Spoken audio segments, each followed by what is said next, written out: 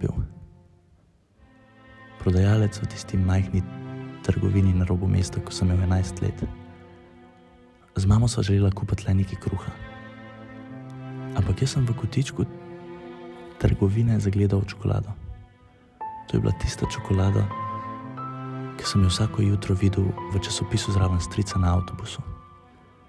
Vsi v razredu so jo že poskusili. Ampak mama ni imela dovolj denarja za to. Nisem si mogel pomagati, pa sem jo naskrivaj odprl sred trgovine. Poskusim jo in fuj, ogabno. Naskrivaj jo skrijem med mačjo hrano in stopim do mame. Potem pa pride prodajalec. Videl me je. Mama začne zmerjati in na koncu mora za čokolado plačati, seveda. Sram jo je. Mene tudi. Ampak saj sem bil samo otrok. Prodajalec je bil kriv in tiste neumne reklame. Ampak ne. Zdi se mi, da je bila ona. Tista šolska psihologinja, ki mi ni verjela, ko sem ji povedal, kakšen perverznež je bila tista profesorica za športno v prvem letniku srednje. To ni nič, sploh pa ne spolna zloraba, je rekla meni in mami. Potem sem se celo leto izgubil njenih ur, ampak na koncu sem mogel ocene zaključiti. In ona je naredila svoje. Prav je, da bi moški in fantje mogli uživati v tem. Se vsak dec to hoče, da ga ena fino pofuka. Ženska pa ni nikoli predator.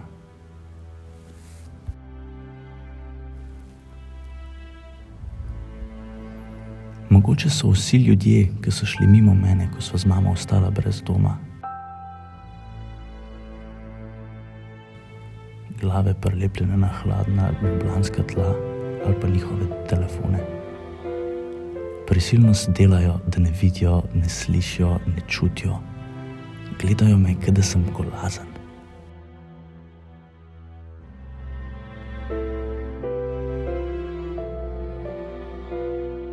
Kdo je v bistvu tukaj golazen?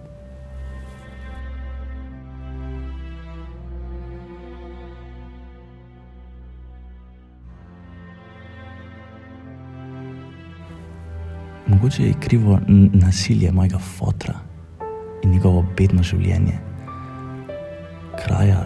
Kraja avtov, pranje denarja, preprodaja psov, njegove prazne obljube in batine, vsakič, ko je stres preveč zanga, kar je bilo praktično vsak dan.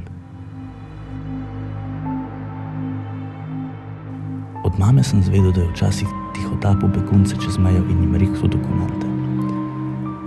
Mogoče niti ni bil toliko slab, ampak vsakič, ko to probam realizirati v svoji glavi, se spomnim maminih plavih oči in moje glave v WC školjki, mamine ostrižene lase s krvavimi luknjami v glavi in odrezanih nog moje babice. Mogoče so bili vsi svetovni vodniki, ki ubijajo ljudi vsak dan, zato da polnijo svoje žepe in ego trepirajo. Mogoče so njihove vojne krive, da so starši taki, kot so. Mogoče so vse avtoritete, ki pokrivno obtožijo nedolžne in nazaj v svet spuščajo barabe. Ampak mogoče mislijo, da delajo dobro. Pa delajo dobro.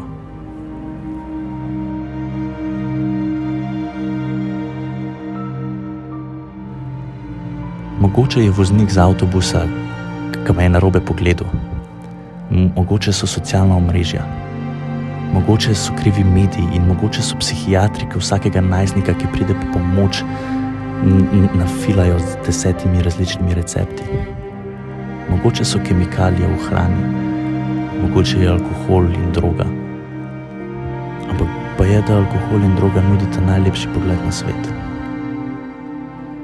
Mogoče sem jaz Bog in ljudje čakajo, da jih rešim. Ja, to je to. Ampak kako sem jaz Bog, če ne znam rešiti sebe? Toliko krivcev, ampak toliko krivda v meni samem. Sem jaz kriv? Ne. Seveda, da je svet obrnen na glavo, če nihče nobenega ne kaznuje. Zakaj sem kaznovan samo jaz? Mogoče mi to da pravico, da sem jaz tisti. Da sem jaz tisti, ki kaznuje. Mogoče je to moja usoda. Mogoče to pojasne vse. Mogoče sem res definicija hudiča. Mogoče igram igro dobrega in slabega. Jaz sem edini, ki pozna to bolečino.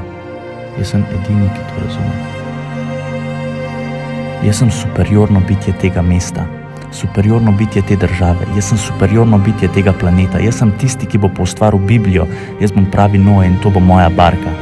Vse bom razbil in vse poklal in naredil konec vsemu slabemu, vsemu razbijanju, vsemu klanju. Ustvaril bom svojo vojsko in končal vojno, ustvaril svojo mrežo in ubil socialno mrežo. Mislim, da moramo biti sebe. Vse, kar sem in vse, kar razumem in vse, kar poznam. Jaz sem svet, jaz sem družba, jaz sem zrcalo vsega. Vsi smo zrcalo vsega tega. Jaz, ti, ona, oni. To sem mali jaz v velikem svetu. In ta veliki svet je mali jaz. Ego trip.